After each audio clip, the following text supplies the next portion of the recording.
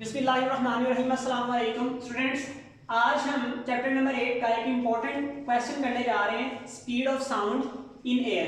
बेटा इस क्वेश्चन के दो क्वेश्चन होंगे, एक speed of sound according to Newton's law और दूसरी बेटा लैप्लेस करेक्शन होगी। आज बेटा हम इसका पहला पार्ट बेटा करेंगे, speed of sound in air. बेटा speed of sound in air कैसे प्रोड्यूस होती है, तो याद रखें बेटा जो साउंड वेव्स हैं वो लॉन्गिट्यूडनल वेव्स हैं, और लॉन्गिट्यूडनल वेव्स बेटा आपने पढ़ा था इसी वीडियो से पहली वाली वीडियो में बेटा आप पढ़ सकते हैं। लॉन्गिट्यूडनल वेव्स का मतलब होगा जिसमें कंप्रेशन और रेयरफेक्शन प्रोड्यूस होंगे। तो बेटा जब हम साउंड प्रोड्यूस करते हैं या आवाज प्रोड्यूस करते हैं तो बेटा ये हवा को कंप्रेस करती है, कंप्रेशन प्रोड्यूस होते हैं, तो मींस ये हवा की कंप्रेशन पर डिपेंड करती है, ये लॉन्गिट्यूडनल वेव्स हैं। बेटा स्पीड ऑफ साउंड बेसिकली दो फैक्टर्स पर डिपेंड करती है। नंबर वन बेटा मॉडुलस ऑफ इलास्टिसिटी पर। मॉडुलस ऑफ इलास्टिसिटी बेटा क्या होता है, किसी ऑब्जेक्ट पर, किसी पार्टिकल्स पर या किसी भी एयर पर, लिक्विड पर, सॉलिड पर हम कितनी फोर्स लगा रहे हैं और उसकी लेंथ में या वॉल्यूम में या एरिया में कितनी चेंजिंग आ रही है, मतलब वो कितना कंप्रेस हो पा रहा है। तो मींस बेटा जिसकी इलास्टिसिटी ज्यादा होगी, मतलब कम फोर्स लगाने से उसमें कंप्रेशन ज्यादा प्रोड्यूस हो जाएगी, उसमें स्पीड भी ज्यादा होगी। दैट्स व्हाई बेटा सॉलिड्स में स्पीड ज्यादा होती है as compare to liquid and gas. सबसे ज्यादा बेटा स्पीड सॉलिड में होती है, उससे कम लिक्विड में होती है और सबसे कम गैसेस में होती है। तो बेटा एक फैक्टर किस पर डिपेंड करती है, इलास्टिसिटी पर। इलास्टिसिटी आपको पता है बेटा force area over delta V into V. Volumetric की बात करें तो बेटा होता है pressure over change in volume, हम कह सकते हैं इलास्टिसिटी। नंबर वन इस फैक्टर पर डिपेंड करती है। तो बेटा वी डायरेक्टली प्रोपोर्शनल ई होता है, इसलिए बेटा लिखा है sound waves are longitudinal waves and these are depends upon density of air and modulus of elasticity. Number one factor बेटा मैंने बताया कि इलास्टिसिटी पर डिपेंड करती है और दूसरा बेटा डेंसिटी ऑफ एयर पर डिपेंड करती है। जिसकी बेटा डेंसिटी ज्यादा होगी उसमें स्पीड ऑफ साउंड कम होगी, और जिसकी डेंसिटी कम होगी वहां पे स्पीड ऑफ साउंड क्या होगी बेटा, ज्यादा होगी। डेंसिटी ज्यादा, speed of sound come, density come, speed of sound ज्यादा।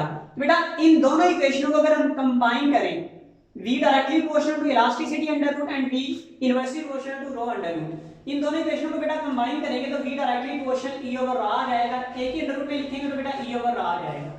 अब बेटा न्यूटन ने क्या कहा, आज न्यूटन के अकॉर्डिंग स्पीड ऑफ साउंड कर रहे हैं। तो बेटा न्यूटन ने कहा था कि जब हम हवा को कंप्रेस करते हैं, मतलब साउंड प्रोड्यूस करते हैं, हवा कंप्रेस होती है, तो उस केस में उस एयर का टेम्परेचर चेंज नहीं होता। तो बेटा हमने लिखा है according to Newton's the temperature of air does not change during the compression। जब हवा को दबाते हैं टेम्परेचर चेंज नहीं होता। इट मींस बेटा ये बोल्स लॉ के अकॉर्डिंग है। बोल्स लॉ में हमने टेम्परेचर बेटा क्या रखा था, कांस्टेंट रखा था। तो बेटा उसने क्या लिखा था, P directly proportional to V, मतलब जितना प्रेशर बढ़ाएंगे वॉल्यूम उतना कम होता जाएगा और जितना प्रेशर कम करेंगे वॉल्यूम उतना बढ़ता जाएगा। तो बेटा इस साइन को इज इक्वल टू खत्म करेंगे, K और V आ जाएगा, ये V इधर डिवाइड कर इस साइड में मल्टीप्लाई हो जाएगा, K is equal to PV बेटा आ जाएगा। मतलब PV का प्रोडक्ट हमेशा क्या होगा, कांस्टेंट। न्यूटन के कहने का मतलब बेटा यही था। तो बेटा हमने इसे स्टार्ट किया है PV is equal to constant. इसका मतलब बेटा क्या है, इसका मतलब है प्रेशर कितना बढ़ाएंगे वॉल्यूम कितना कम होगा। हमने एग्जांपल लिया बेटा, सपोज करें P1 V1 is equal to P2 V2, यानी पहले वाला वॉल्यूम और प्रेशर का प्रोडक्ट बाद वाले प्रेशर और वॉल्यूम के प्रोडक्ट के इक्वल होगा। लेट करें बेटा इनिशियल जो वॉल्यूम है वो आपके पास ये हमारे पास कंडीशन 1 है, इसको 1 कह रहे हो, नीचे कंडीशन हमने 2 बेटा ले लेंगे। प्रेशर हमारे पास सपोज करें 4 एटमॉस्फेरिक है, वॉल्यूम 6 मीटर क्यूबिक है, तो बेटा दोनों को मल्टीप्लाई करेंगे 24 आ जाएगा। अब बेटा प्रेशर कुछ बढ़ा रहे हैं, सपोज करें प्रेशर 4 से हमने 6 कर दिया, इसमें 2 ऐड कर दिया, इतना ही वॉल्यूम कम हो जाएगा, 6 में से 2 कम कर देंगे तो यहाँ बेटा कितना आ जाएगा 4 6 और यहाँ पे कितना आ जाएगा 2, दोनों को मल्टीप्लाई करेंगे कितना आ जाएगा 24। मींस दैट जब प्रेशर बढ़ाएंगे वॉल्यूम कम हो जाएगा, जो प्रेशर कम करेंगे वॉल्यूम बढ़ जाएगा। तो बेटा हमने यही कहा when the pressure is increase volume will be decrease. It means that, इसका मतलब क्या है, PV बेटा वैसे ही प्रेशर में आपने समथिंग डेल्टा P बढ़ाया और वॉल्यूम में क्या हो गया, कम हो गया। बेटा मल्टीप्लाई कर दें, ये PV बेटा वैसे ही PV से मल्टीप्लाई करेगा PV, P डेल्टा V से मल्टीप्लाई करेगा minus P delta V, delta P V से मल्टीप्लाई करेगा डेल्टा PV और डेल्टा V से मल्टीप्लाई करेगा delta P multiply by delta V। बेटा ये वाला फैक्टर और ये वाला फैक्टर इन दोनों को इक्वल की साइड पर ले आए। ये देखें PV बेटा वैसे ही ये प्लस इस साइड पर आगे माइनस हो गया, ये माइनस इस साइड पर आगे प्लस हो गया, ये प्लस माइनस बेटा cancel, P delta V delta PV minus delta P delta V बेटा हमारे पास रह गया।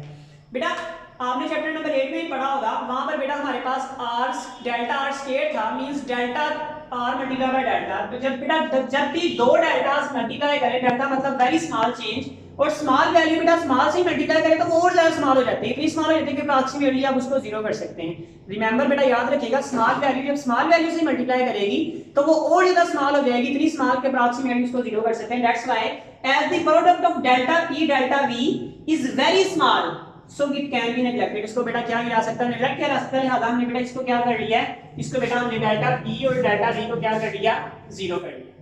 नेक्स्ट बेटा हमारे पास P delta V is equal to delta PV, P delta V is equal to delta PV minus इसकी जो है बेटा निकाल दिया 0, तो हमारे पास आ गया P delta V is equal to delta PV।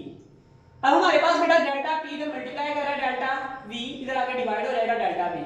अब बेटा देखिए अगर इस तरह का फंक्शन कोई लिखा हो तो बेटा 5 सबसे नीचे भी लिखा जा सकता है क्योंकि ऊपर जाके मल्टीप्लाई करेगा। दैट्स व्हाई बेटा हमने V सबसे नीचे लिया है। ऐसा क्यों किया बेटा, क्योंकि हमें इलास्टिसिटी बनाना चाह रहे हैं। इलास्टिसिटी क्या होगा, delta V over delta A, तो यहाँ पे बन गया delta V over F over A, और प्रेशर हमारे पास किसके इक्वल होता है, F ओवर A के, तो डेल्टा V यानी प्रेशर है F ओवर A आ जाएगा। तो बेटा ये किसके इक्वल है, ये हमारे पास इलास्टिसिटी के इक्वल है। E is equal to F over A delta V over V से वॉल्यूमेट्रिक इलास्टिसिटी भी कह सकते हैं, वॉल्यूमेट्रिक स्ट्रेन कह सकते हैं। तो यहाँ पर बेटा हमारे पास इसकी जगह पर क्या लिख देंगे, E, तो pressure is equal to E आ जाएगा। इसको बेटा इक्वेशन नंबर A में पुट करते हैं, इक्वेशन A ये है। सो इक्वेशन A बिकम्स, देखिए बेटा V वैसे E की जगह पर प्रेशर और डेंसिटी बेटा उसी तरह से ही। अब बेटा स्टैंडर्ड एटमॉस्फेरिक प्रेशर जो होता है वो 1.0 मल्टीप्लाई 10 रेज़ पावर 5 पास्कल्स होता है।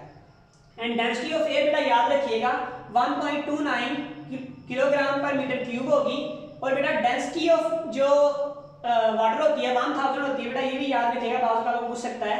तो बेटा जो हमारे पास V हम पुट करेंगे यहाँ पर प्रेशर की जगह पर प्रेशर, वॉल्यूम की जगह पर बेटा वॉल्यूम, तो V इज इक्वल टू बेटा क्या रहेगा 280 मीटर पर सेकंड। बेटा ये एग्जैक्ट स्पीड नहीं होती, एग्जैक्ट स्पीड बेटा क्या होती है, the experimental speed of sound is 332 331 भी होता है बात जगह पर, क्योंकि ये टेम्परेचर पर भी डिपेंड करती है। जहाँ पे टेम्परेचर ज्यादा होगा वहाँ पे स्पीड ऑफ साउंड भी ज्यादा होगी, और जहाँ पे टेम्परेचर कम होगा वहाँ पे स्पीड ऑफ साउंड कम होगी।